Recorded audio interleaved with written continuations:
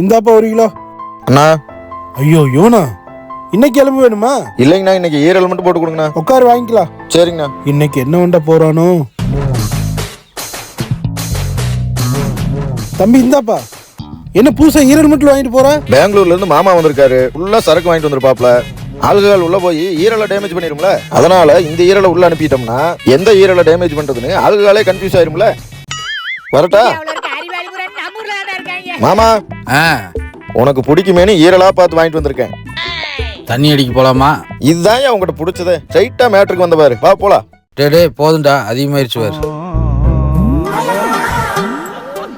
யோ மாமா, தண்ணி அடிக்கலான்னு கூட்டிட்டு வந்தா இதைத்தான் சொன்னியா? அப்ப சரக்கு இல்லையா? நானே எப்படா சரக்கு வாங்கி தரேன்னு சொன்னேன்? கல்யாணத்தப்ப சரக்கு அடிக்காத மாப்பிள்ள தான் வேணும்னு கேட்டீங்க. இப்ப வந்து வராதுக்கு முன்னாடி சரக்கு கேட்கறேன். யோ 80,000 ரூபாய் சம்பளம் வாங்குற, ஒரு 150 ரூபா கோட்டர் வாங்கி தர மாட்டியா? 80,000 நானே வச்சுக்கிறேன். எல்லாம் உங்க அக்கா காரி தான் வச்சுக்கிறேன். நானே அவட்ட பிச்சை எடுத்துக்கிட்டு இருக்கிறேன்.